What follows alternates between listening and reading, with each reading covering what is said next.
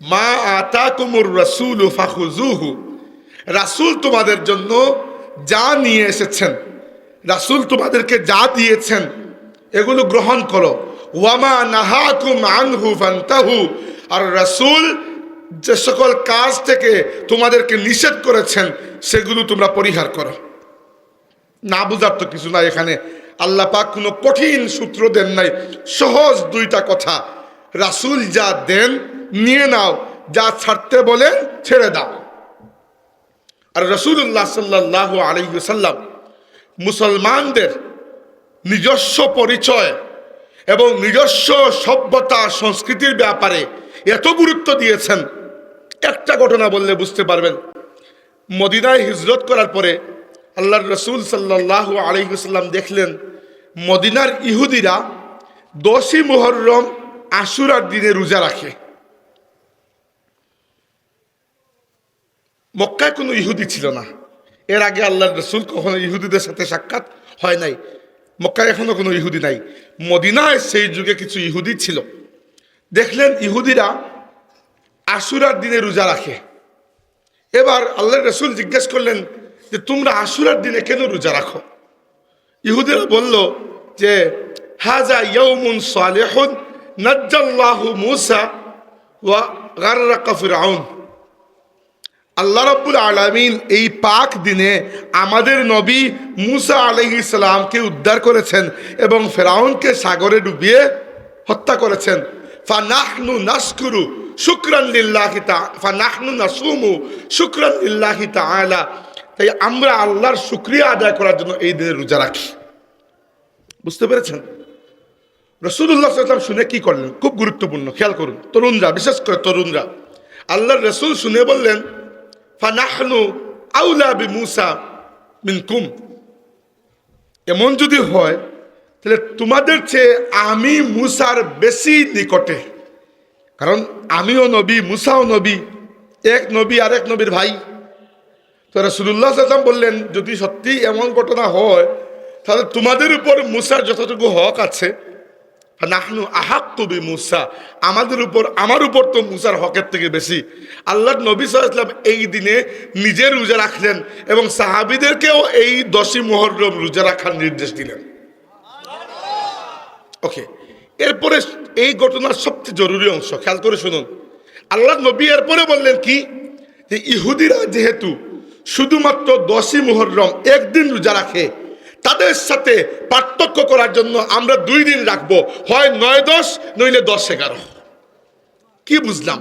আল্লাহর রাসূল কোনো ক্ষেত্রে অন্য ধর্মের অন্য সংস্কৃতির মানুষের সাথে সামঞ্জস্য মিলমিশ পছন্দ করেন নাই। আর আজকে এইটা তো গেল রোজার বিষয়, যেটা নেকি সওয়াবের কাজ, আর আমরা গজবের কাজে তাদের অনুসরণ করছি। এখন একবার আমার কাছে এই বিষয়টা পরিষ্কার হয় না যে একদিকে ইসরায়েল যখন ফিলিস্তিনে এসে বম্বিং করে তখন দেখা যায় ফিলিস্তিনের আকাশে অগ্নিস্ফুলিঙ্গ বিস্ফোরিত হচ্ছে, আর আমরা খুশি হয়ে ফুর্তিতে আমাদের আকাশগুলোতে আতশবাজি ফুটিয়ে যাচ্ছি। একই আকাশ, দৃশ্য দুইটা ভিন্ন। আপনার কি মনে হয় যে আল্লাহ পাক ফিলিস্তিনিদের উপর এত বড় পরীক্ষা নিয়ে এসেছেন? এর আগে রোহিঙ্গা মুসলমানদের উপর এত বড় পরীক্ষা গেছে, বাঙালি মুসলমানদের উপর কি আল্লাহ পরীক্ষা আনতে পারেন না? তো আমরা দেখে কেন আল্লাহর গজব আনতেছি আমাকে বলুন। আমি শুধু নয়, বাংলাদেশের বরেণ্য উলামায়ে কেরাম বারবার নিষেধ করেছেন। সরকারের পক্ষ থেকেও দেখেছি নিষেধ করা হয়েছে যে এই রাতে আতশবাজি ফুটানো যাবে না, এই না সেই না। কিন্তু কে মানে কার কথা? আমাকে বলুন, আপনার ভেতরে যদি আল্লাহর ভয় না থাকে, আমি জবরদস্তি আপনাকে আইন করে কিছু মানাতে পারবো? সম্ভব আছে? আপনি রোজা রাখতে না চাইলে দুনিয়ার কার সামর্থ্য আছে আপনাকে রোজা রাখাবে? আপনি যদি লুকিয়ে গিয়ে পানি খান, কোনো ব্যক্তির শক্তি আছে দেখার? এইটা তো শুধুমাত্র আল্লাহর ভয়, যার কারণে আমরা ঠিক থাকি। মানে আল্লাহর ভয়ই যদি ভেতর থেকে উঠে যায়, আইন কানুন করে কাউকে ভালো বানানো যাবে না। সর্বোচ্চ ট্রাফিক আইন করতে পারেন, এর বেশি কিছু আপনি জবরদস্তি মানাতে পারবেন না। তাই আমাদের সভ্যতা, আমাদের সংস্কৃতি দেখেন, আল্লাহর নবী সাল্লাল্লাহু আলাইহি ওয়াসাল্লাম মক্কা শরীফে জন্ম হয়েছে 53 বছর মক্কা শরীফে কাটিয়েছেন, জীবনের শেষ 10 বছর কাটিয়েছেন মদিনা শরীফে। আল্লাহর নবী অন্তত পক্ষে কমসে কম হলেও 3-4টা কালচার সংস্কৃতির সাথে পরিচিত হয়েছেন। মক্কায় মক্কাবাসী মুশরিকদের সংস্কৃতি, ইসলাম আসার পরে ইসলামের নিজস্ব সংস্কৃতি, মদিনায় যাওয়ার পরে ইহুদিদের সংস্কৃতি। কিন্তু আল্লাহর নবী সাল্লাল্লাহু আলাইহি ওয়াসাল্লাম কারো কাছ থেকে কিছু ধার করেন নাই। তিনি মিল্লাতে ইব্রাহিমের যে কালচার, মিল্লাতে ইব্রাহিমের যে সংস্কৃতি, আমাদের নবী সেই সংস্কৃতিকে জিন্দা করেছেন, সেই সংস্কৃতিকে আমাদের কাছে আমানত দিয়ে গেছেন। আপনি বলবেন কোন সংস্কৃতি? আমাদের সংস্কৃতি কি? আমরা এমন বহু কাজ করি যে কাজগুলো আমাদেরকে শিখিয়ে গেছেন আমাদের বাবা, মুসলিম জাতির জনক সাইয়্যিদুনা ইব্রাহিম খলিলুল্লাহ আলাইহিস সালাতু ওয়াস সালাম। এর মধ্যে একটা হচ্ছে কুরবানি দেওয়া। কুরবানি কার সংস্কৃতি? ইব্রাহিম আলাইহিস সালামের। খতনা করা কার মাধ্যমে শুরু হয়েছে? ইব্রাহিম আলাইহিস সালামের মাধ্যমে। দাড়ি রাখা, গুফ ছোট করা, বগলের পশম পরিষ্কার করা, নাভির নিচের পশম পরিষ্কার করা, নখ কাটা, অজু করার সময় চুল দাড়ি খিলাল করা, দাড়ির যদি ঘন হয় খিলাল করা, দাঁত পরিষ্কার করা, এগুলো মুসলমানদের কালচার, এগুলো মিল্লাতে ইব্রাহিমের কালচার। আর মুহাম্মদুর রাসূলুল্লাহ এই কালচার আমাদেরকে দিয়ে গেছেন সাল্লাল্লাহু আলাইহি ওয়াসাল্লাম। আর আমরা একটা ছেলে এখন 31st নাইট পালন করব। 31st নাইটে আমার কি? আমাকে বলুন।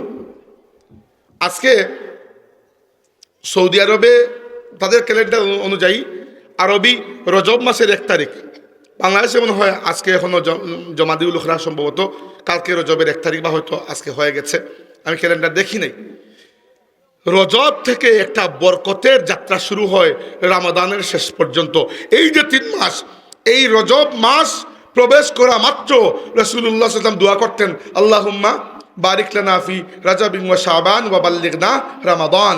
আল্লাহ, রজব এবং শাবানের তামাম বরকত আমাকে দান করো, এবং রজব এবং শাবানের ভেতরে আমাকে বরকত দান করো, আমাদেরকে বরকত দান করো, আর এই বরকতকে রমজান পর্যন্ত পৌঁছে দাও। This is our culture, this is our culture. Ramadan মাস আমাদের সংস্কৃতি। এই রমাদান মাস শুধু ইবাদতের নয়, রমজান তো আমাদের কিন্তু খুশির মাস। রমজান মাসে আসলে কেউ বেজার থাকে না। রমজানে দেখবেন পরিবার একত্রিত হয়, ইফতারের সময় যে আনন্দটা মুমিনের মনে আসে। আল্লাহর রাসূল বলেছেন, লিসাইমি ফারহাতানি, রোজাদার ব্যক্তির জন্য 2টা খুশির মুহূর্ত আছে, 2টা খুশির মুহূর্ত।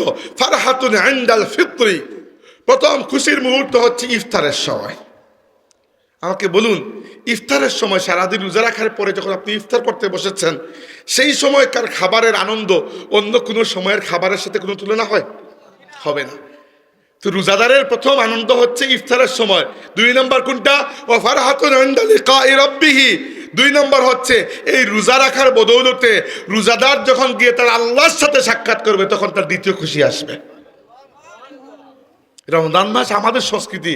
এই মাসে আমরা অধিক তিলাওয়াত করি, তারাবির নামাজ আদায় করি, তারপরে একে অন্যের বাড়িতে যাই, দাওয়াত করি, খাওয়াই না। রমজান মাসে আসলে রোজা রেখে কেউ শুকায় না, বরং আরো 2 কেজি ওজন বেড়ে যায়, এত খাওয়া হয়, তাই না? তো এগুলো খুশি, আল্লাহ পছন্দ করেন, এগুলো ইসলামের সংস্কৃতি। যত বেশি কুফরি সংস্কৃতি, বিদেশি কালচার আসবে, ইসলাম তত বিদায় নেবে। এক চেয়ারে 2 জন বসবে কিভাবে? আপনি আরেকজন অতিথি আনলে তো আমি অটোমেটিক্যালি এখান থেকে উঠতে হবে। This is very simple. আপনি যত 31st নাইট আর ওই পহেলা বৈশাখের নাচ গান আনবেন, ইসলাম তত বিদায় নেবে। স্বাভাবিক বিষয়, ইসলাম তত বিদায় নেবে। দেখেন, আমাদের একটা সংস্কৃতি আছে কুরবানি। কুরবানির এই সংস্কৃতি আল্লাহর কাছে এত প্রিয় যে আল্লাহ পাক কুরবানির ঈদের দিন এবং ঈদের পরের 3 দিন রোজা রাখাকে আপনার উপর হারাম করেছেন। কারণ আল্লাহর পছন্দ হচ্ছে কুরবানির দিন এবং কুরবানির পরের দিন 3 দিন আমার বান্দা খাবে আর আমি আল্লাহ শুকরিয়া আদায় করবে। এমনকি একটা খেয়াল করে দেখুন, আপনি কখনো চিন্তা করেছেন যাকাত এবং ফিতরা, সাদকাতুল ফিতর যেটা, এগুলাও আপনি দান করছেন, কিন্তু এখান থেকে যাকাত বা ফিতরা থেকে আপনি কিছু খেতে পারবেন না, নাকি পারবেন? পারবেন না। কুরবানিটাও কিন্তু আল্লাহর ওয়াস্তে আপনি দিচ্ছেন, কিন্তু এই কুরবানি থেকে আপনি খেতে পারবেন কিনা? পারবেন। আল্লাহ আপনাকে অনুমতি দিয়েছেন যেটা আপনার ঈদটা সুন্দর হয়। তাই কুরবানির সুন্নত হচ্ছে যে কুরবানির গরুর বা কুরবানির যে প্রাণী থাকুক কুরবানির গোশত 3 ভাগে ভাগ হবে।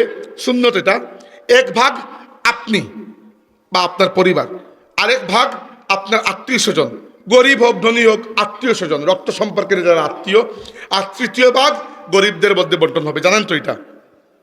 কিন্তু বাই এনি চান্স ধরেন আপনার পরিবারে খুব বেশি মানুষ, আপনি বলেন আমি সব খেয়ে ফেলবো, তবুও সুন্নতের খেলাফ হবে, কিন্তু কোনো বড় অপরাধ নয়, অর্থাৎ কুরবানি নষ্ট হবে না, কুরবানি এরপরও কবুল হয়ে যাবে। হ্যাঁ, আল্লাহ পাক চাচ্ছেন যেন আপনি খাবেন। হাদিসে এসেছে কুরবানির যে দিনগুলো, এই দিনগুলোতে আল্লাহর কাছে প্রিয় কাজ হচ্ছে বান্দা খাবে এবং আল্লাহর তাকবীর পাঠ করবে। এই জন্য আমরা কুরবানির সময় প্রত্যেক নামাজের পরে, ফরজ নামাজের পরে 3 বার করে তাকবীর পাঠ করি কিনা? এগুলা কি? এগুলা মুসলমানদের সংস্কৃতি। রমজান মাসের পরে আল্লাহ পাক আমাদেরকে শাওয়ালের প্রথম দিনে ঈদ উল ফিতর দিয়েছেন। কেন? মুসলমানদের সংস্কৃতি। হাদিসে এসেছে যে ঈদের চাঁদ দেখতে যাওয়াও একটা সওয়াবের বিষয়। কেন? এটা মুসলমানদের সংস্কৃতি। আমি আপনাদেরকে এই বিষয়গুলো কেন বলছি? কারণ যত সময় যাচ্ছে ইন্টারনেটের কল্যাণে, গ্লোবালাইজেশন, বিশ্বায়নের কারণে পশ্চিমা, বিদেশি এবং ভারতীয় সংস্কৃতিগুলো আমাদের সমাজে এত বেশি প্রভাব বিস্তার করছে যে ধীরে ধীরে ইসলামী সংস্কৃতি আমাদের কাছ থেকে বিদায় নিচ্ছে। আমাদের তরুণদেরকে এই ব্যাপারে খুবই যত্নবান হতে হবে। আপনারা এলাকায় সার্কেল গড়ে তুলুন এবং মানুষকে অনুইসলামী সংস্কৃতি থেকে বাঁচান। প্রয়োজনে লিফলেট আপনারা ছাপুন, প্রয়োজনে এইরকম কোনো দিন আসলে আপনারা সচেতনতা তৈরি করুন। মসজিদের ইমাম বা খতিবকে বলুন যে জুমার খুতবার আগের বয়ানে কিছুক্ষণ এই বিষয়গুলো নিয়ে বলতে। আমাদের ইমামরা যদি আর আমাদের তরুণরা যদি সমাজের মধ্যে ইসলামকে প্রোটেক্ট করতে, রক্ষা করতে না পারলাম, তাহলে ইমামতের কি দরকার? এই জন্য এই বিষয়গুলো সম্পর্কে সচেতন হওয়া খুবই জরুরি। নইলে দেখুন, যত আমরা জায়গা দিচ্ছি অনইসলামিক সংস্কৃতি এসে আমাদের পরিবারকে নষ্ট করছে। বাংলাদেশে মুসলিম সমাজ, মুসলিম সমাজ না এটা, মুসলিম সমাজ, এবং মুসলিম সমাজের বুনিয়াদ হচ্ছে বিবাহ। বিবাহের মাধ্যমে পরিবার হয়, আর পরিবার মিলে সমাজ হয়। এবং এই পরিবারের ব্যাপারে আল্লাহ রাব্বুল আলামিন এত গুরুত্ব দিয়েছেন। কোরআন শরীফে অন্য কোনো আইন কানুন আল্লাহ এত বিস্তারিত বলেন নাই। পারিবারিক বিষয়টি, কিভাবে বিয়ে, কিভাবে স্ত্রীর সাথে সংসার করবেন, কিভাবে তালাক করে মাসলা, কিভাবে কি, আল্লাহ বিস্তারিত বলে দিয়েছেন আমাদেরকে, আল্লাহ গুরুত্ব দিয়েছেন। এবং হাদিসে এসেছে আবগাদুল হালালি ইনদাল্লাহি আত-তালাক, আল্লাহর কাছে সবচেয়ে অপছন্দের কাজ হচ্ছে স্বামী স্ত্রীর মধ্যে বিচ্ছেদ হওয়া, তালাক হওয়া। হালাল, হারাম নয়, এটা হালাল। এজন্য হালাল যে মাঝে মধ্যে জেনুইন কেস হয়ে যায়, যে আর একসাথে থাকা সম্ভবই হচ্ছে না, কিন্তু এটা আল্লাহর কাছে যে অপছন্দনীয় এটা তো আমরা বুঝছি। কিন্তু আমি পত্রিকায় দেখলাম গত বছর বাংলাদেশে, বিশেষ করে বড় বড় শহরগুলোতে শিক্ষিত মানুষদের মধ্যে তালাক অর্থাৎ ডিভোর্সের সংখ্যা দিন দিন বৃদ্ধি পাচ্ছে। ঢাকায় নাকি দিনে 100 উপরে ডিভোর্স হয় প্রত্যেক দিন। বুঝতে পারছেন এটার পিছনে দায়ী কে? ভারতীয় নাটক। এটাতে কোনো সন্দেহ নাই, তাই না? এইগুলোর মধ্যে যে খবাসত, এইগুলোর মধ্যে যে ইসলাম বিদ্বেষী, খালি ইসলাম বিদ্বেষী কেন, এগুলোর মধ্যে মানবতা বিরোধী যে বিষয়গুলো আছে, এগুলো মানুষের পরিবারের মধ্যে কলহ তৈরি করার জন্য প্রধানত দায়ী। আর আমাদের ফেসবুক, ইউটিউব তো আছে, এর মাধ্যমে ভালো যেরকম হচ্ছে খারাপও তো হচ্ছে। খারাপ কি হচ্ছে? খারাপ হচ্ছে যে আমেরিকায় যে নাফরমানি চলছে, সেটা এখন আর আমেরিকায় নয়, আমার মোবাইলের মাধ্যমে আমার বেডরুম পর্যন্ত চলে আসতে পারতেছে। এইটাই সবচেয়ে বড় ভয়ের বিষয়। যারা অলরেডি 50-60 বছর পার করে ফেলেছেন, আপনারা বহু বড় একটা ফিতনা থেকে বেঁচে গেছেন। আর আমরা যারা এখনো বয়স 35-এর নিচে, আমরা আমাদের পরের জেনারেশনকে নিয়ে চিন্তায় আছি যে এরা যখন বড় হবে তখন আল্লাহ মাফ করুক কি ধরনের ভয়াবহ ফিতনা দুনিয়াতে শুরু হবে। এজন্য আমাদেরকে আমাদের সমাজ রক্ষা করা প্রয়োজন। হাজিরিন, একবার খেয়াল করে দেখুন ফিতনা কিরকম ভয়াবহ সুবল আমাদের সমাজে মারছে। আল্লাহ তাবারাকা ওয়া তাআলা দুনিয়াতে আমাদেরকে যখন পাঠাচ্ছেন, তখন আল্লাহ রাব্বুল আলামিন আদম আলাইহিস সালামের সাথে হিদায়ত দিয়ে দিয়েছেন এবং বলেছেন যে হে আদম, আমার পক্ষ থেকে অনন্তর তোমার কাছে হিদায়ত আসবে তোমার এবং তোমার বংশধরদের কাছে। ফাইম্মা ইয়াতিয়ান্নাকুম মিন্নি হুদাম ফামান তাবিআ হুদায়া ফালা খাউফুন আলাইহিম ওয়ালা হুম ইয়াহজানুন। হিদায়াত অনবরত আমি দেব, যে ব্যক্তি আমার হিদায়াতকে অনুসরণ করবে তার কোনো ভয় নাই, কোনো টেনশন নাই। আর শয়তান আল্লাহর কাছে চ্যালেঞ্জ করেছে, বলেছে ফাবি ইজ্জাতিকা লা উগওয়ান্নাহুম আজমাইন। আল্লাহ তোমার ইজ্জতের কসম করে আমি বলছি, আমি তোমার বান্দাদেরকে গুমরা করে জাহান্নামে নিয়ে যাব। কার চ্যালেঞ্জ? ইবলিসের। সে বলেছে রব্বি বিমা আগওয়াইতানি লা আকউদান্না লাহুম সিরাতাকাল মুস্তাকিম। হে আল্লাহ, আমি তোমার বান্দাদেরকে সিরাতুল মুস্তাকিমের পথে চলতে দেব না, পদে পদে বাধা দেব।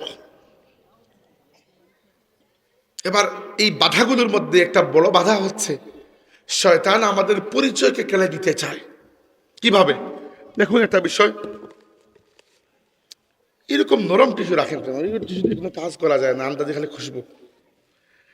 শয়তান মানুষের পরিচয়কে নষ্ট করে। কিভাবে?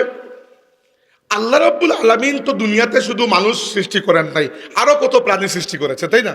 কিন্তু অন্য কোনো মাখলুককে আল্লাহ তার খলিফা বলেন নাই। মানুষকে আল্লাহ তার বান্দাও বলেছেন, তার খলিফাও বলেছেন। খলিফা হওয়া কত বড় জিনিস। ইন্নী জাইলুন ফিল আরদি খলিফা। আদম, আমি আদমকে দুনিয়াতে আবার খলিফা পাঠাচ্ছি। মানুষ আল্লাহর খলিফা। অন্য কোন জীবের ব্যাপারে, প্রাণীর ব্যাপারে আল্লাহ এটা বলেন নাই। আল্লাহ আমাদের ব্যাপারে বলেছেন ওয়ালাকাদ কাররামনা বানি আদম। আমি আল্লাহ নিজে আদমের সন্তানকে ইজ্জত দিয়েছি। আর শয়তান ঠিক উল্টাটা করছে, আপনাকে দুনিয়াতে বেইজ্জত করার চেষ্টা। কিভাবে?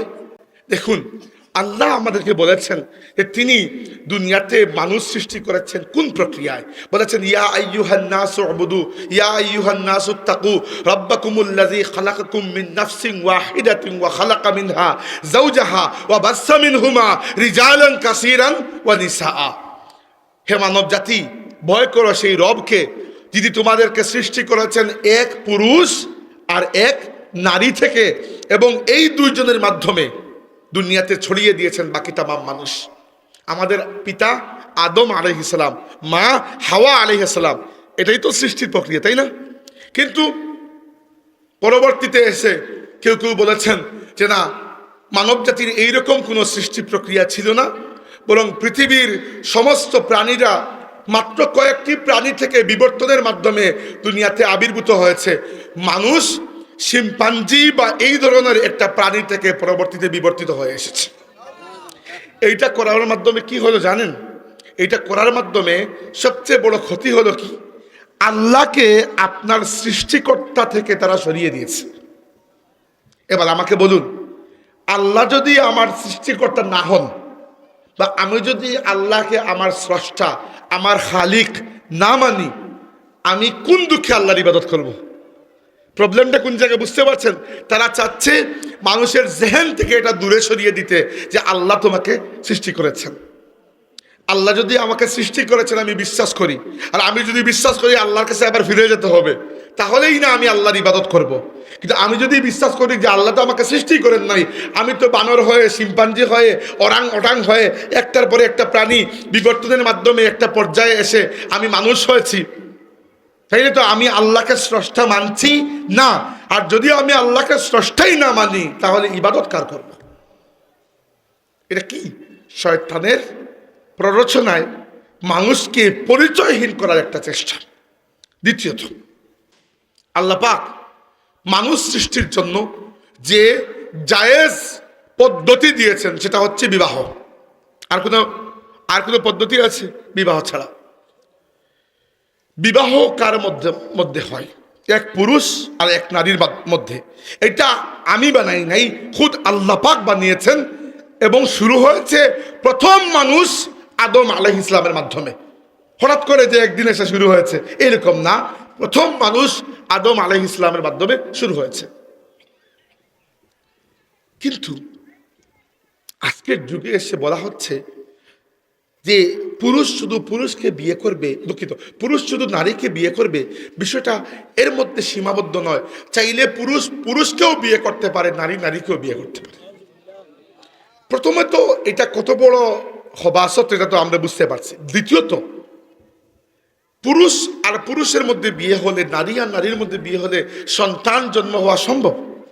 মানে ইবলিস শয়তান চাচ্ছে দুনিয়াতে আল্লাহর বান্দাদের সংখ্যা কমিয়ে দিতে আর তার বান্দাদের সংখ্যা বাড়িয়ে দিতে, এটাই হচ্ছে তার টার্গেট। তো সে তো আল্লাহকে চ্যালেঞ্জ করে এসেছে যে আল্লাহ, আমি তোমার সব বান্দাদেরকে গুমরা করব, আমি জাহান্নামী, একা যাবো না জাহান্নামে, তোমার বান্দাদেরকে নিয়ে যাব, আমি আদম সন্তানকে নিয়ে যাবো। এটা ইবলিসের চ্যালেঞ্জ। আর আমরা ইবলিসের কথা শুনে শুনে গিয়ে তার চ্যালেঞ্জের মধ্যে পড়ে যাচ্ছে। আমি তো মাঝে মধ্যে আমাদের মুরব্বীদেরকে দেখলে আমার এজন্য বেশি শ্রদ্ধা বেড়ে যায়, এমনিতেও শ্রদ্ধা করি। আল্লাহ নবী বলেছেন যে ব্যক্তি মাল্লাম ইয়ারহাম সগীরানা ওয়ালাম ইউআক্কির কবীরানা ফালাইসা মিন্না, যে ব্যক্তি ছোটকে দয়া করে না, বড়কে ইজ্জত করে না, সে আমার উম্মত নয়। এমনিতেও আমরা শ্রদ্ধা করি, কিন্তু আরেকটা কারণে বেশি করি যে আপনাদেরকে আল্লাহ বহু বড় ফিতনার যুগ থেকে বাঁচিয়ে দিয়েছেন, বহু বড় ফিতনার যুগ থেকে। আমরা এই আখিরি জামানায় এসে এই ফিতনার মধ্যে একেবারে হাবুডুবু খাচ্ছি। এই যে সমকামিতা, পুরুষ পুরুষের সাথে, নারী নারীর সাথে, এইটা প্রথমে হয়েছিল আল্লাহর রসুল লূত আলাইহিস সালামের উম্মতের মধ্যে। এটা দেখা গিয়েছিল এই খবাসতি। লূত আলাইহিস সালামকে আল্লাহ নবী বানিয়ে পাঠিয়েছিলেন। বর্তমান ফিলিস্তিন আর জর্ডানের মধ্যখানে একটা জায়গা আছে, ওই জায়গায় দুইটা কম, দুটো জাতি ছিল, এটার নাম হচ্ছে সাদুম আর এটার নাম হচ্ছে আম্মুরা। ওই জায়গায় পাঠিয়েছিলেন। লূত আলাইহিস সালামের ডাকে এরা ইসলাম কবুল করা তো দূরের কথা, এরা এতই নাফরমান যে এরা নারীদেরকে ছেড়ে পুরুষ পুরুষকে বিবাহ করত। এরপরে আল্লাহ যে কি ভয়ঙ্কর আযাব দিয়েছেন এদেরকে, কোরআন শরীফ খুললে আপনি পাবেন। এত ভয়ঙ্কর আযাব দিয়েছেন যে আযাব অন্য কোনো জাতির উপর আল্লাহ দেন নাই। এবার আমরা কি আল্লাহর আযাবকে দাওয়াত দিচ্ছি? মানে দুনিয়াতে এরকম হচ্ছে। ইউরোপে, আমেরিকায় এবং আমাদের পাশের রাষ্ট্র ভারতেও সমকামী বিবাহ লিগ্যাল হয়ে গেছে, আইনগতভাবে বৈধ। এবার চিন্তা করুন বাংলাদেশে এই ফিতনা আসতে কতক্ষণ লাগবে। আজকে আপনি চিন্তা করছেন আপনার শিশু টাইম মতো স্কুলে যায় কিনা, আল্লাহ মাফ করুক, আরো 20 বছর পরে চিন্তা করা লাগবে যে শিশু সমকামী হয়ে গেল কিনা। টেনশনটা কোন পর্যায়ে যাবে চিন্তা করছেন। এরপরে শয়তানের আরেকটা ফিতনা হচ্ছে, আল্লাহ মানুষকে পুরুষ এবং নারী এই দুইটা পরিচয় দিয়ে সাজিয়েছেন। পুরুষ এবং নারীর মধ্যে অনেক পার্থক্য, শারীরিক পার্থক্য, মানসিক পার্থক্য আছে, শক্তির পার্থক্য আছে, কাজের পার্থক্য আছে, সব জায়গায় পার্থক্য আছে। কিন্তু আজকের যুগে এসে বলা হচ্ছে নতুন ফিতনা, ট্রান্সজেন্ডার। অর্থাৎ পুরুষ যদি ইচ্ছা করে আধুনিক অপারেশনের মাধ্যমে তার লিঙ্গ পরিচয় পরিবর্তন করে নারী হতে পারবে, আর নারী পুরুষ হতে পারবে। এটি অপারেশনের মাধ্যমে, অনেক কঠিন জটিল অপারেশনের মাধ্যমে করা হয় এবং পৃথিবীর অনেক দেশে, ইউরোপ, আমেরিকায় এটা লিগাল হয়ে গেছে। আশ্চর্যের বিষয়, বাংলাদেশে যেখানে আমরা 90-91% মুসলমান, এই বাংলাদেশের মাটিতেও এই ফিতনা অলরেডি চলে এসেছে এবং আমাদের শিশুদের মগজের মধ্যে এটাকে ঢুকানোর জন্য গত আওয়ামী লীগ সরকারের সময় ক্লাস 7 না 8-এর বইয়ের মধ্যে এই ট্রান্সজেন্ডারকে সুন্দর করে উপস্থাপন করে একটা গল্প, শরীফার গল্প, এই গল্প প্রবেশ করানো হয়েছিল। আপনাদের কারণে, বাংলাদেশের ইসলাম প্রিয় আল্লাহর নবীর আশিক মানুষের কারণে, এদের প্রতিবাদের কারণে তারা সফল হয় নাই, গল্পটি বাদ দিতে বাধ্য হয়েছে। কিন্তু আমাকে বলুন, যারা ঢুকিয়েছে তারা তো আবারও চেষ্টা করবে, এরা তো মরে যায় নাই, এরা তো এখনো আছে। অতএব খুব সতর্ক থাকা প্রয়োজন। যদি আমার পুরুষ হিসাবে বা নারী হিসাবে পরিচয় না থাকে, আল্লাহর বান্দা হিসাবে কি পরিচয় থাকলো আমার? বেসিক মানবিক পরিচয়টাও শয়তান আমাদের কাছ থেকে কেড়ে দিতে যাচ্ছে। আজকে ভয়াবহ ফিতনার যুগ এবং আপনি এই যে 31st নাইটের আতশবাজি ফুটানো, এইগুলোকে খুব হালকা মনে করবেন না। এইগুলো জানালা, এই জানালা দিয়ে এর থেকে বড় খারাপ ধীরে ধীরে আসছে। আমি আপনাকে কি বললাম, যত ইসলাম বিরোধী অনইসলামী সংস্কৃতি আসবে, ইসলাম তত বিদায় নেবে। এক চেয়ারে দুইটা বসতে পারবে না, এক কুশের মধ্যে দুইটা তরবারি তো জায়গা হবে না। কুশ তো একটাই, আপনার মন তো একটাই। আপনার মনের মধ্যে কুফর আর ইসলাম একসাথে থাকতে পারবে? আপনার মনের মধ্যে শিরক আর তাওহীদ একসাথে থাকতে পারবে না। অতএব আপনার মন, মানসিকতা, চিন্তাধারার মধ্যে একটা কালচার, একটা সংস্কৃতি থাকতে পারবে, এর বেশি থাকতে পারবে না। পরিপূর্ণভাবে একজন মানুষ দুই সংস্কৃতিকে গ্রহণ করতে পারবে না। হয়তো এখান থেকে কিছু, ওখান থেকে কিছু, এভাবে করলেও সমস্যা, আর নয়তো ইসলামকে বাদ দিয়ে পুরোটাই পশ্চিমা সংস্কৃতি সে গোলাম হয়ে যাবে। আমি এরকম মানুষ দেখেছি যারা এখান থেকে কিছু, ওখান থেকে কিছু গ্রহণ করতে গিয়ে পরবর্তীতে ইসলামটাকেই হারিয়ে ফেলেছে। এজন্য এই 31st নাইট আর ওই যে নববর্ষ উপলক্ষে যে মঙ্গল শোভাযাত্রা, ওই যে মঙ্গল শোভাযাত্রা একটা হয়, ওই মঙ্গল শোভাযাত্রার মধ্যে যত দুনিয়ার শিরকি কাজ, আমাকে বলুন, ওই যে হুতুম পেঁচা আর হাতি আর বাঘের মতো যেগুলো মূর্তি বানিয়ে বা রেপ্লিকা বানিয়ে উপস্থাপন করা হয়, আর এটাকে নাম দেওয়া হয়েছে মঙ্গল শোভাযাত্রা। মঙ্গল মানে কি? কল্যাণ, ভালো কিছু চাওয়া, ভালো কিছু আশা করা।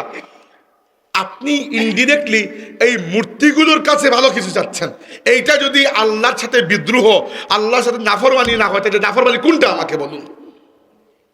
অথচ আমাদের শিশুদেরকে পর্যন্ত বাধ্য করা হয়েছে মঙ্গল শোভাযাত্রায় যাওয়ার জন্য।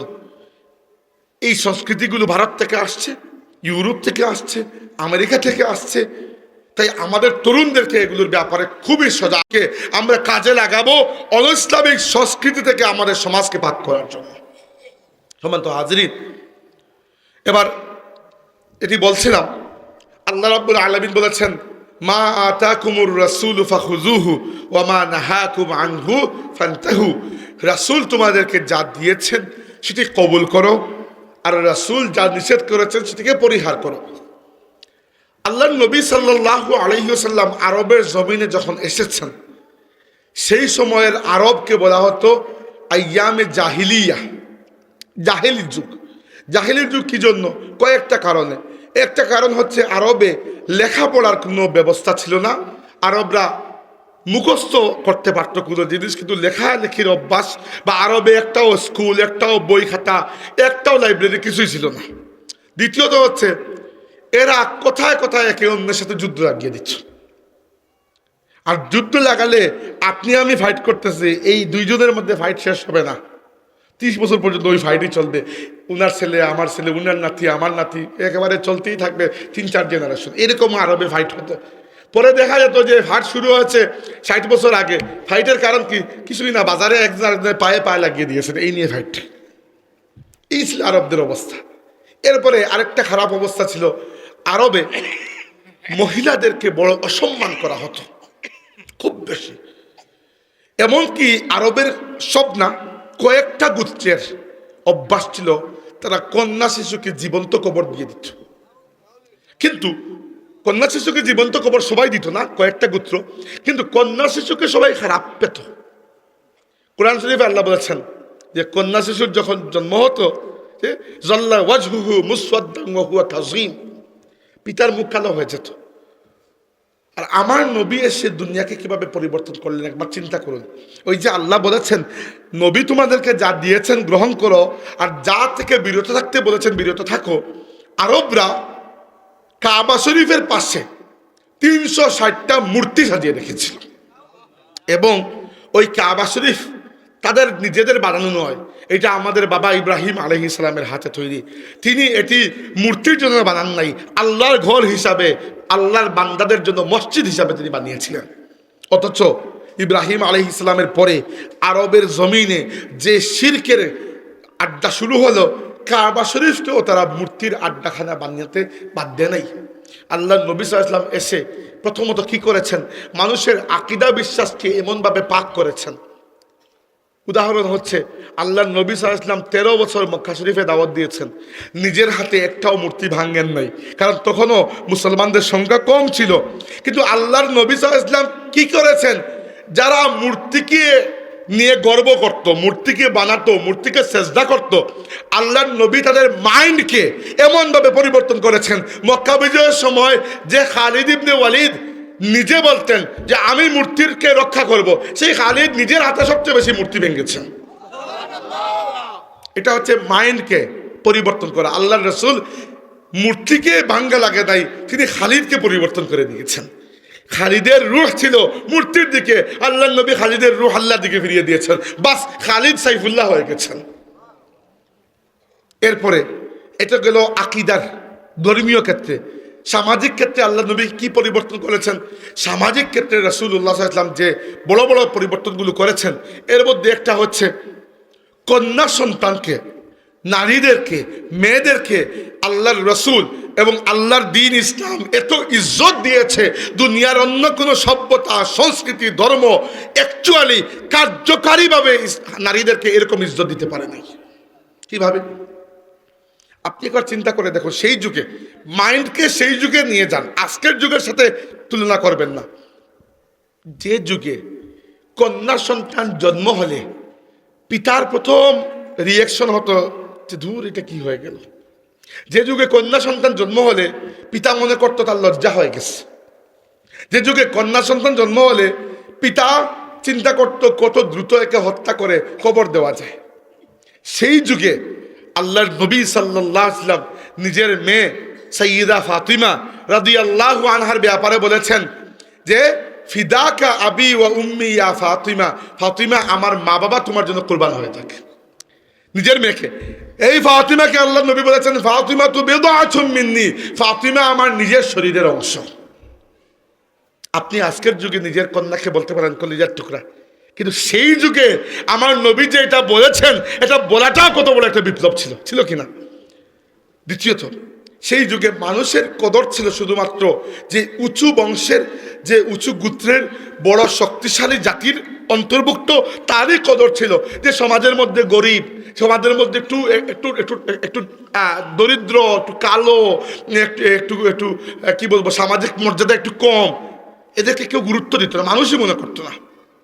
আল্লাহর নবী সাল্লাল্লাহু আলাইহি ওয়াসাল্লাম মক্কা শরীফ যেদিন বিজয় করেছেন এবং কাবা শরীফকে যেদিন 360টা মূর্তি থেকে রাসূলুল্লাহ সাল্লাল্লাহু আলাইহি ওয়াসাল্লাম পাক করেছেন, আল্লাহর নবী সাল্লাল্লাহু আলাইহি ওয়াসাল্লাম চিন্তা করেছেন যে আমার বাবা ইব্রাহিম আলাইহিস সালাম কাবা শরীফকে তৈরি করার পরে জিজ্ঞাসা করেছেন আল্লাহ এখন কি করব?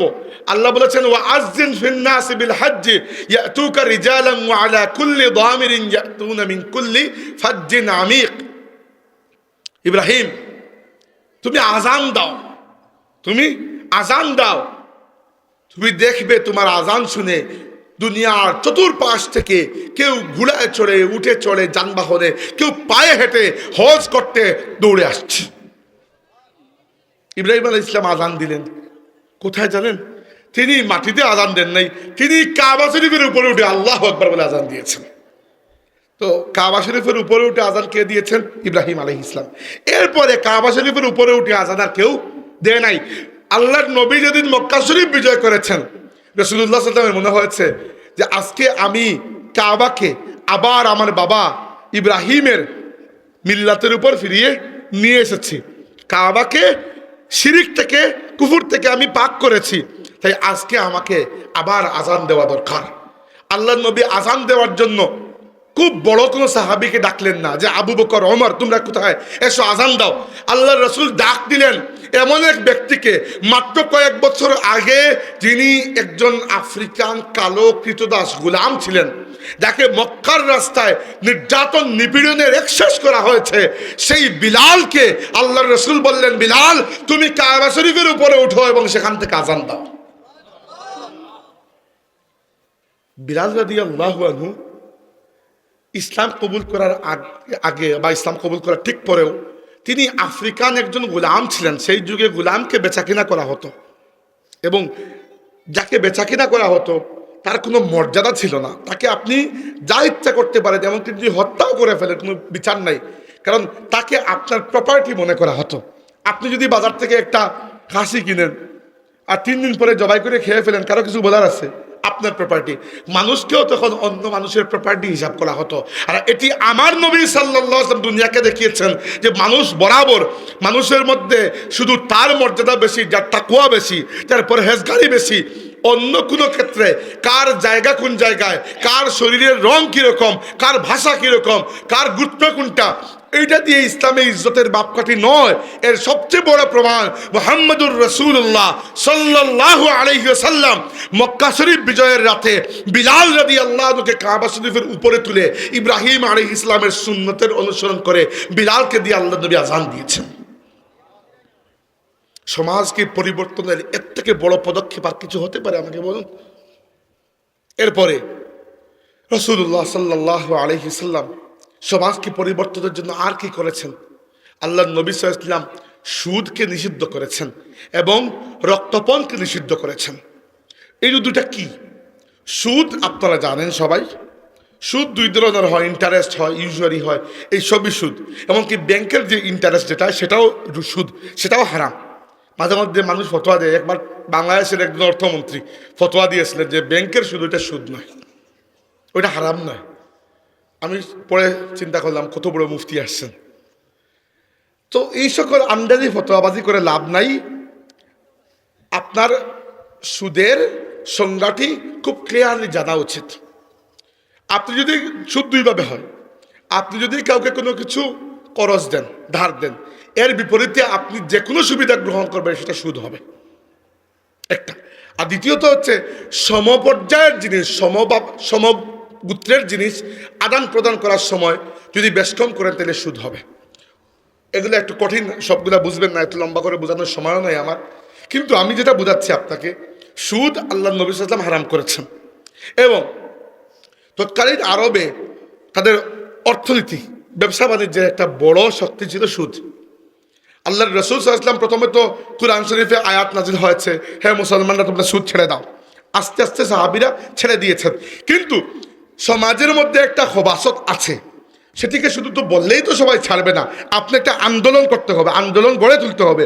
আল্লাহর নবী সাল্লাল্লাহু আলাইহি ওয়াসাল্লাম যে সামাজিক আন্দোলন গড়ে তুলেছেন, কিভাবে? বিদায় হজের খুতবা দেওয়ার সময় আল্লাহর নবী সাল্লাল্লাহু আলাইহি ওয়াসাল্লাম বলেছেন যে আজকে থেকে আরবে আর কোনো সুদের লেনদেন হবে না।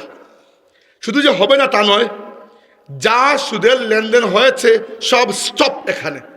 আর কেউ যদি ইতিমধ্যে করজ দিয়েও থাকে সে আর কোনো সুদ পাবে না।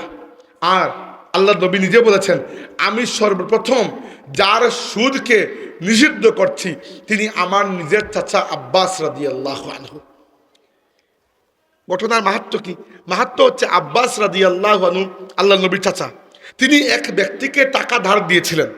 তো আরবের তৎকালীন নিয়ম অনুযায়ী তাকে অনেক বড় অঙ্কের সুদ তিনি পেতে পারতেন, তাই না? আল্লাহর নবী অন্য মানুষের মুনাফা, অন্য মানুষের যে দানের করজের বিপরীতে যে সুদ, সেটাকে নিষিদ্ধ করার আগে প্রথমে নিজের পরিবারের মানুষের সুদকে নিষিদ্ধ করে আল্লাহর নবী সামাজিক একটা পরিবর্তন সূচনা করে দিয়েছেন। আজকে আমরা যখন আল্লাহর রসুলের এই সামাজিক পরিবর্তনের দিকে তাকাই তখন অবাক লাগে।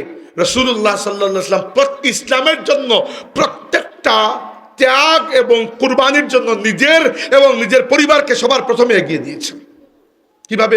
দেখেন, সর্বপ্রথম কার সুদ নিষিদ্ধ হয়েছে? আব্বাস রাদিয়াল্লাহু আনহু। অর্থাৎ তিনি একজনকে টাকা ধার দিয়েছিলেন, তিনি যখন ধার ফেরত নিতেন তখন তো প্রচুর সুদ নিতেন। আল্লাহর নবী নিষিদ্ধ করেছেন। তার নিজের চাচার লস হয়েছে কিন্তু সমাজটা শুধরে গেছে। দ্বিতীয়ত, আরবের নিয়ম ছিল রক্তপণের। কিভাবে? যে এই গোত্রের মানুষ যদি ওই গোত্রের একটা বাচ্চাকে হত্যা করে ফেলে, ওই গোত্রের একজনও এই গোত্রের একটা নিষ্পাপ বাচ্চাকে হত্যা করবে। এটা কেমন কথা? অপরাধীর শাস্তি হবে, কিন্তু নিরপরাধ মানুষকে আপনি কি জন্য হত্যা করবেন? একটু বানিয়ে দেন। আরবে এই প্রথা ছিল। আল্লাহ নবী সাল্লাল্লাহু আলাইহি ওয়াসাল্লাম কি করেছেন? আল্লাহ নবী সাল্লাল্লাহু আলাইহি ওয়াসাল্লাম মক্কা বিজয়ের দিনে, দুঃখিত, বিদায় হজের খুতবার সময় বলেছেন আজ থেকে আরবে কোনো রক্তপণ চলবে না। এবং সর্বপ্রথম কার রক্তপণ নিষিদ্ধ হয়েছে জানেন? আল্লাহর নবী সাল্লাল্লাহু আলাইহি ওয়াসাল্লামের চাচাতো ভাইয়ের ছেলে, ওই ছোট্ট একটা বাচ্চা আল্লাহর নবীর নিজের বংশের, তাকে অন্য বংশের আরেকজন লোক হত্যা করেছিল। আল্লাহর রসুলের যে বংশ, তাদের অধিকার ছিল যে ওই বংশের একজনকে হত্যা করবে। আল্লাহ নবী বললেন আমি প্রথমে আমার বংশের একজনের মৃত্যুর রক্তপণ আদায় করাকে মওকুফ করার মাধ্যমে আরবের মধ্যে রক্তপণকে আমি নবী নিষিদ্ধ করে দিলাম। প্রত্যেকটা ত্যাগ এবং কোরবানিতে আল্লাহ নবী প্রথমে নিজেকে এবং নিজের পরিবারকে এগিয়ে দিয়েছেন। ইসলামের প্রথম যুদ্ধ কোনটা? বদরের যুদ্ধ, তাই না? বদরের যুদ্ধে প্রথমে যখন মুসলমান এবং কাফিররা সামনাসামনি দাঁড়িয়েছে, মুসলমানদের সংখ্যা কত ছিল? 313, তাই না? কাফিরদের সংখ্যা প্রায় 1000। তো কাফিরদের পক্ষ থেকে তিনজন বড় বড় যোদ্ধা। কাফিরদের সেনাপতি ছিল আবু জাহল, জি না, কাফিরদের সেনাপতি ছিল আবু জাহেল। আবু জাহেল নিজে আসে নাই, কিন্তু তার পরের র্যাঙ্কের তিনজন বড় বড় নেতাকে পাঠিয়েছে। একজন হচ্ছে উতবাহ, আরেকজন সাইবা, এরা দুজন ভাই, আর আরেকজন উতবার পুত্র, নাম হচ্ছে ওয়ালিদ।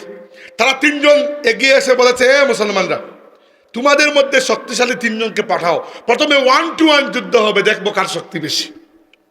এটা নাম ছিল মুবারাজা। আরবে যুদ্ধের আগে একবার মুবারাজা হতো, 1-to-1, হয় একজন হইলে তিনজন এইভাবে।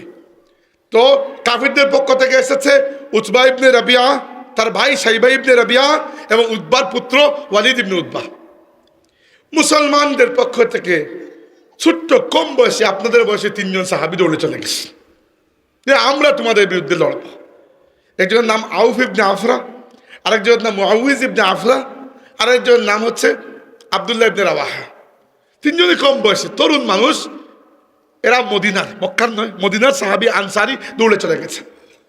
এবার কাফিরদের পক্ষ থেকে যে তিনজন আসছে তারা বললো, না না না না, বাচ্চাদের সাথে কোনো যুদ্ধ হবে না, তোমরা তোমাদের বড়দেরকে পাঠাও। এই তোমরা বাচ্চারা ফিরে যাও, তোমাদের সাথে আমরা যুদ্ধ করবো না। তোমরা কারা? তোমাদেরকে তো চিনি না আমরা, আমাদের মক্কা থেকে যারা আসছে ওদেরকে পাঠাও। এবার আল্লাহ রসুল ডাকলেন যে তোমরা কেন গেছো, তোমরা ফিরে আসছো, তোমরা বাচ্চা মানুষ।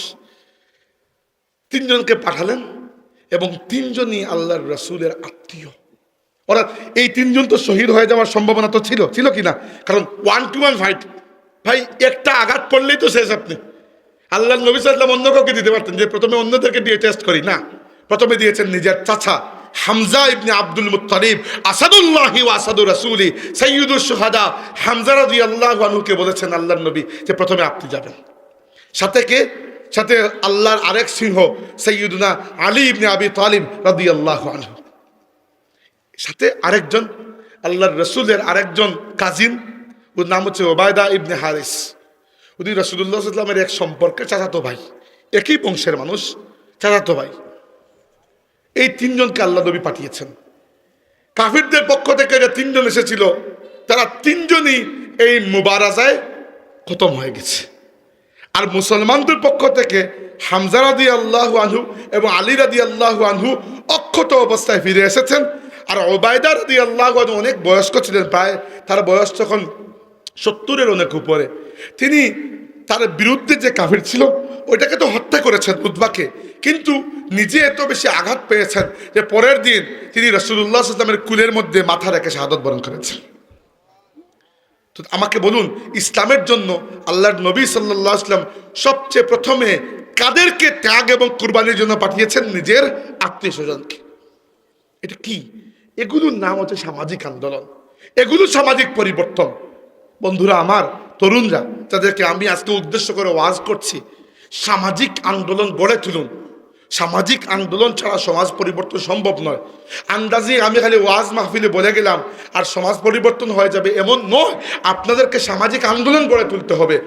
আমি বিভিন্ন জায়গায় দেখেছি আমাদের তালামিজের ভাইয়েরা অথবা আমাদের এলাকার তরুণ ভাইয়েরা বিভিন্ন ইসলামিক সার্কেল করেছেন এবং এর মাধ্যমে অনেক ভালো কাজ।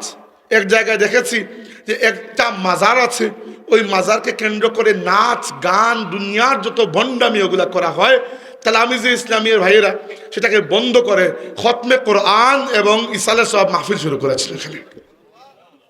আপনি কি মনে করেন এটা কি কম বড় জিনিস নাকি? যেখানে মাজারে শিরকি কাজ হয়, গান বাজনা হয়, পুরুষ নারীর নাচানাচি হয় এবং সম্ভবত গাঞ্জাও খাওয়া হয়, কি খেয়ে জানে। তো সেখানে যদি তারা এগুলা বন্ধ করে, একটা কবরের পবিত্রতা আছে না, কবরের পবিত্রতাকে রক্ষা করে সেখানে যদি কোরআন শরীফ খতম শুরু করেন, এর থেকে নেক কাজ আর কি হতে পারে? সামাজিকভাবে চিন্তা করে দেখুন। অনেক জায়গায় আমি দেখেছি তারা মসজিদে আসার জন্য বাচ্চাদেরকে উৎসাহিত করতে একটা সামাজিক আন্দোলন গড়ে তুলেছেন। আমি এরকম বহু জায়গায় দেখেছি এবং এরা আমার সাথে যোগাযোগ করেন যে ভাই আপনাদেরকে একটু দিক নির্দেশনা দিবেন, আমরা এরকম কাজ করছি। এই জন্য হাজিরিন, আপনাদের তরুণরা, আজকে তো অনেক তরুণ গেছেন মোটরসাইকেল নিয়ে আমাকে এগিয়ে নিয়ে আসতে, মুবারকবাদ জানাই আপনাদের। যদিও এত মানুষ যাওয়ার দরকার ছিল না, আর এইরকম ইস্তেকবাল করা এটা দরকারও নাই। মনের মধ্যে অনেক অহংকার আসে বা অনেক ক্ষতি হয় পরবর্তীতে। কিন্তু আপনারা যারা গেছেন দিনের মায়ায় গেছেন, এবং এই দিনের মায়ার দিক থেকে আপনাদের কাছে আমি আকুল আবেদন করছি, সমাজকে শুধরানোর দায়িত্ব নিজের হাতে নিন। এই যে ফিতনাগুলো আসছে দেখেন, আজকে বাংলাদেশের একটা অংশে আতশবাজি ফুটানো হচ্ছে, নাচ গান করে কনসার্ট করা হচ্ছে, আর খলিলপুর গ্রামে কেন ওয়াজ মাহফিল করা হচ্ছে। এরাও তো মানুষ, ওরাও মানুষ, তার মানে দুই মানুষের চিন্তায় পার্থক্য আছে। এটাই আমার কথার উদ্দেশ্য, যে আমরা যখন সমাজকে পরিবর্তন করতে পারবো, সমাজের মধ্যে ভালো কাজের জায়গা হবে। নইলে আমাদেরকে যদি এই আন্দোলনে আমরা হাত না দেই, তাহলে পরবর্তীতে আমাদের পরবর্তী জেনারেশনের জন্য এটা ভয়ঙ্কর ক্ষতির কারণ হবে। যত অনইসলামিক সংস্কৃতি, সেটা আমেরিকান হোক, সেটা ব্রিটিশ হোক, সেটা ইউরোপের অন্য কোনো দেশের কালচার হোক, আর সেটা ভারতের হিন্দুত্ববাদী সংস্কৃতি হোক, যেটাই ঢুকুক না কেন, আমাদের ইসলামী সংস্কৃতি বরবাদ হয়ে যাবে। দেখবেন আস্তে আস্তে ঈদের ব্যাপারে মানুষের আগ্রহ উঠে যাচ্ছে। আগ্রহ কোনটায়? 31st নাইটে। আগ্রহ কোনটায়? পহেলা বৈশাখে। আগ্রহ কোনটায়? যে ফাল্গুন উৎসবে। এই টাইপের যত ধরনের উৎসব আছে, আমাদের মুসলমানদেরকে যখন আমি অন্য ধর্মাবলম্বী মানুষের ধর্মীয় অনুষ্ঠান, পূজা বা অন্যগুলোতে যেতে দেখি, আমার কাছে বিষয়টা শুধু হারাম হয়। হারাম তো হারাম, এটাতে কোনো সন্দেহ নাই, কিন্তু বিষয়টা এত কষ্টদায়ক মনে হয় যে আল্লাহর রসুল দেখলে আপনার উপর বড় কষ্ট পেতেন। Just remember it. আল্লাহর নবী সাল্লাল্লাহু আলাইহি ওয়াসাল্লাম সারা জীবন যে আন্দোলন করেছেন, নিজের রক্ত প্রবাহিত করেছেন আল্লাহর একত্ববাদকে, এক আল্লাহর ইবাদতকে প্রতিষ্ঠা করার জন্য, অন্য তো কিছু নয়। তিনি তো দুনিয়ার বাদশাহী চান নাই। দুনিয়ার বাদশাহী যদি চাইতেন, মক্কাবাসী তো তাকে অফার দিয়ে রেখেছিল যে আপনি এই দাওয়াত বাদ দেন, আমরা আপনাকে মক্কার সবচেয়ে ধনী বানিয়ে দেব, সবচেয়ে বড় লিডার বানিয়ে নেব, আর আপনার সাথে সবচেয়ে সুন্দরী নারীকে বিবাহ দিয়ে দেব। বলেছিল না? তিনি কি বলেছিলেন? আমার এক হাতে চাঁদ আর এক হাতে সূর্য যদি তোমরা রাখো, আমি ততক্ষণ পর্যন্ত এই দাওয়াতকে পরিহার করব না, হয় যতদিন না আল্লাহর দিন আল্লাহর জমিনে বিজয়ী হয়, নয়তো আমি আল্লাহর রাস্তায় শহীদ হয়ে যাই। আর আল্লাহর নবী কি বলেছেন? বলেছেন বুইসতু বিসাইফি বাইনা ইয়াদাই সাআতি হাত্তা ইউবাদাল্লাহু ওয়াহদাহু লা শারীকা লাহু। আমি কিয়ামতের আগে শেষ নবী হয়ে হাতে তরবারি নিয়ে এসেছি, যতক্ষণ না এই দুনিয়াতে এক আল্লাহর ইবাদত প্রতিষ্ঠিত হয়, আমার এই জিহাদ চলতে থাকবে। আর আল্লাহর রাসূলের সেনাবাহিনীতে কি আপনি যোগ দিতে চান না? তো আপনি কোন মুখে অন্য ধর্মের পূজার শরীক হন আমাকে বলুন। আপনি দেখবেন, এবং আপনি পূজায় যাওয়ায় যে হিন্দু মানুষেরা খুব খুশি হচ্ছে তাও না, কিন্তু আপনি কি ওইখানে তাদেরকে আরো বেড়াচেরা দিচ্ছেন? সত্যি না? কেন যাবেন? হ্যাঁ, আমি বলছি না যে তাদের সাথে সবসময় মারামারি করতে থাকবেন, অবশ্যই না। ইসলাম বলে যে অন্য ধর্মের মানুষকে সুন্দরভাবে, শান্তিপূর্ণভাবে তার জায়গায় তার ধর্মীয় অনুষ্ঠান পালন করতে দাও। এমনকি ইসলাম আমাদেরকে অন্য ধর্মের দেবদেবীকে গালি দিতেও নিষেধ করেছে। ওয়ালা তাসুব্বুল্লাযীনা ইয়াদউনা মিন দুনিল্লাহি ফায়াসুব্বুল্লাহা আদওয়ান বিগাইরি ইলম। আল্লাহর নবী সাল্লাল্লাহু আলাইহি ওয়াসাল্লাম, আল্লাহ রাব্বুল আলামিন নিজে বলেছেন, হে মুমিনরা, অন্য ধর্মের মানুষেরা যাদের পূজা করে এদেরকে গালি দিও না, নইলে তারা পরবর্তীতে আল্লাহকে গালি দেবে। দ্বিতীয়ত, ইসলামী রাষ্ট্র, একটি ইসলামী রাষ্ট্রে অন্য ধর্মের মানুষের ধর্ম পালনের অধিকার আছে কিনা, নিরাপত্তার অধিকার আছে কিনা, আইন বিচার পাওয়ার অধিকার আছে কিনা, তার নিজের বাচ্চাকে নিজের ধর্ম শেখানোর অধিকার আছে কিনা, তার মন্দির রক্ষা করার অধিকার আছে কিনা? আছে। আপনার মসজিদ থেকে বাড়িয়ে তার মন্দিরের নিরাপত্তা রাষ্ট্র দেবে, আপনি দিতে যাবেন না, রাষ্ট্র দেবে। কিন্তু তার মানে কি আপনি শরীক হয়ে যাবেন তো এখানে? এটা কিরকম কথা? এতে বড় হারাম কাজ আর কি হতে পারে? ওমর ইবনে খাত্তাব রাদিয়াল্লাহু আনহু বলেছেন যে অন্য ধর্মের মানুষের কানিসা, যেগুলো ইবাদত খানা, ওইখানে তাদের উপাসনার দিন সেখানে যায় না। কারণ যখন তারা সেখানে উপাসনা করে, সেটা তো আল্লাহর ইবাদত নয়, দেবদেবীর পূজা হয়, এবং সেখানে আল্লাহর লানত বর্ষিত হয়। তোমরা সেগুলোতে নিজের উপরে নিও না। এগুলা মানুষ হিসাবে সবার সাথে আমাদের ভালো ব্যবহার করতে হবে, করতে হবে না? ইহসানের ব্যবহার, হিন্দু হোক, বৌদ্ধ হোক, খ্রিস্টান হোক। কিন্তু ধর্মীয় দিক থেকে আমরা এবং অন্য ধর্মের মানুষ কি এক? তাদের সংস্কৃতি আমাদের সংস্কৃতি এক এক, তাদের বিয়ে আমাদের বিয়ে কি এক? কোনো কিছুতে তো কোনো মিল নাই। হ্যাঁ, অবশ্যই এমন নয় যে বাজারে আপনি একজন হিন্দু মানুষকে দেখেছেন ধাক্কা দিয়ে ফেলে দিলেন, এটা চূড়ান্ত রকমের খারাপ কাজ। অবশ্যই ভালো আচরণ করবেন, কেন করবেন না? কথাবার্তা বলবেন, জিজ্ঞেস করবেন, খাওয়াবেন, অবশ্যই খাওয়াবেন, ভালো আচরণ করবেন, সুন্দর আচরণ করবেন। আপনার সুন্দর আচরণে মুগ্ধ হয়ে সেজন্য ইসলামের প্রতি আকৃষ্ট হয়, এটা আপনার দায়িত্ব। কিন্তু এর মানে কি আপনি বুঝে চলে যাবেন, গিয়ে ওখানে নাচানাচি করবেন? এগুলা করবেন না, এগুলা ভয়ঙ্কর অপরাধ, এগুলা ভয়ঙ্কর অপরাধ, এগুলা কখনো করবেন না। সামাজিকভাবে আপনাদের সমাজে, আপনাদের এলাকায় যারা এই সকল কাজ করে এদেরকে বাধা দেবেন যে না, এগুলা ভয়ঙ্কর অপরাধ, এগুলা করা যাবে না। দ্বিতীয়ত, ইসলামী সংস্কৃতিগুলো সুন্দর করে পালন করুন। তো ইসলামী সংস্কৃতি পালন করবেন। এখন উদাহরণস্বরূপ আমরা শবে বরাত পালন করি, করি কিনা? শবে বরাত কি জন্য পালন করি জানেন? এটা একটা বরকতময় রাত। আল্লাহর নবী সাল্লাল্লাহু আলাইহি ওয়াসাল্লাম বলেছেন, ইন্নাল্লাহা লা ইয়াত্তালিউ ফি লাইলাতিন নিসফি মিন শাবানা ফায়াগফিরু লিজামিই খালকিহি ইল্লা লিমুশরিকিন আও লিমুশাহিন। শাবান মাসের মধ্যরাত, অর্থাৎ শবে বরাত, শাবান মাসের মধ্যরাত আল্লাহ পাক তার সৃষ্টির দিকে তাকান, দয়ার নজর দেন, এবং যে ব্যক্তি আল্লাহর সাথে শিরিক করে আর যে ব্যক্তি হিংসুক, অন্যের ভালো দেখতে পারে না, এই দুই মানুষ ছাড়া আল্লাহ তার মুমিন বান্দাদেরকে এই রাতে মাফ করে দেন। এই জন্য এই রাতে কি করবেন? অধিক নফল ইবাদত, অধিক নফল ইবাদত। এবার এই রাতের একটা গুরুত্ব আছে না আমাদের কাছে? এই গুরুত্ব যদি আপনি বাদ দিয়ে দেন, ইসলামী সংস্কৃতি থেকে আপনি কিছু একটা বাদ দিয়ে দিলেন। ঈদের দিন, ঈদের দিন আপনাকে আনন্দ করতে দেখা, এটাই তো আল্লাহর পরিকল্পনা, এজন্যই তো আল্লাহ ঈদ দিয়েছেন। ঈদ মানেই তো খুশি। তো আপনি এই দিন মুখ ভুতা করে বসে আছেন, আর 31st নাইটে আপনার সারা ফুর্তি বেরিয়ে যাচ্ছে। কি হলো এটা? আমরা কেন এইগুলোকে শিফট করছি? রমজান মাসে, রমজান মাস খুশির সাথে কাটাবেন।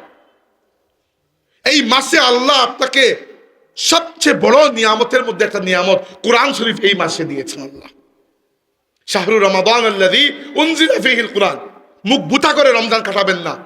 যারা দারুল কিরাতে পড়াচ্ছেন খুশি মনে পড়াবেন, যারা দারুল কিরাতে পড়ছেন খুশি মনে পড়বেন।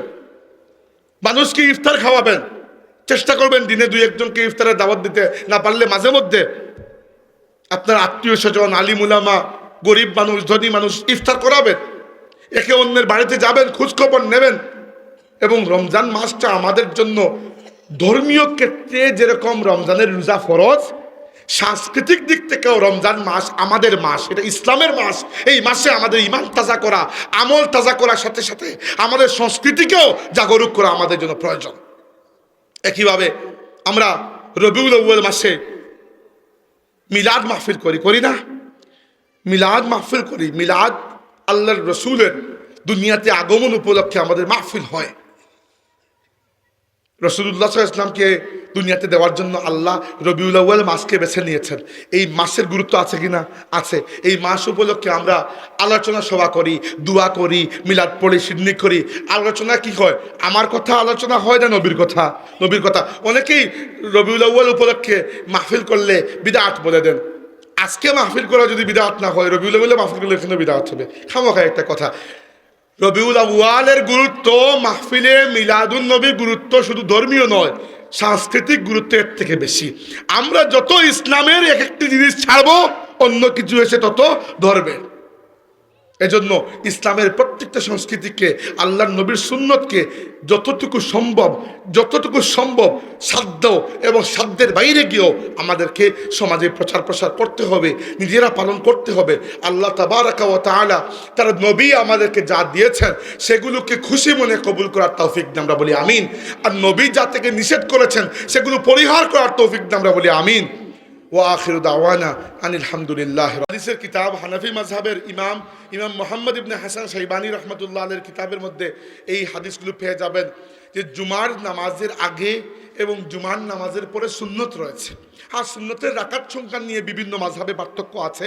আমাদের মতে, আমাদের মাযহাব অনুযায়ী জুমার নামাজের আগে 4 রাকাত সুন্নত আর পরে 4 রাকাত সুন্নত। আগে যে খালি 4 রাকাত সুন্নত তা নয়। আমি আপনাকে বলি, প্রথমে মসজিদে আসবেন, এসে দুখুলুল মসজিদ 2 রাকাত নামাজ পড়বেন, এরপরে কাবলাল জুমা পড়বেন। আর যদি সময় থাকে এমনিতেই 2 রাকাত করে পড়ুন। আল্লাহ নবী সাল্লাল্লাহু আলাইহি ওয়াসাল্লাম বলেছেন যে তোমরা মসজিদে আসো এবং খুতবা শুরু হওয়ার আগ পর্যন্ত নামাজ আদায় করো। বুঝতে পেরেছেন? কাবলাল জুম্মা কেন, যে কমসে কম ভাই এতটুকু পড়ো, এই জন্য দেওয়া হয়েছে। এর মানে এই নয় যে 4 রাকাত পড়ে আপনারা কিছু করবেন না, করুন, আপনি আরও নফল পড়তে পারেন। আর জুমার নামাজের পরে আরও 4 রাকাত বাদাল জুমা। তো এইগুলো, এই দেখেন, এই যে কথাটা বলছেন আমার বেশ ভালো লাগছে যে এগুলা ইসলামের বিভিন্ন নিদর্শন। যখন এগুলো বাদ দিবেন অন্য কিছু আসবে। মনে রাখবেন ভাই, জায়গা খালি থাকে না। যখনই আপনি কিছু বাদ দিবেন অন্য কিছু আসবে এখানে। যখনই আপনি ওয়াজ মাহফিল অথবা ইসলামী গজলের কোন একটা অনুষ্ঠান বাদ দিবেন, ওইখানে ওয়াজ মাহফিলের পরিবর্তে গানের মাহফিল আসবে কিনা? আসবে। এই জন্য জায়গা খালি থাকে না। দয়া করে আপনারা ইসলামের এই নিদর্শনগুলো, হ্যাঁ হতে পারে এটা ফরজ নয়, সুন্নত, কিন্তু আজকের যুগে এটাকেও আমাদেরকে শক্ত করে আঁকড়ে ধরতে হবে। ফিতনার যুগ, আমরা ইসলামের এতটুকু কেউ বাদ দিতে রাজি নই।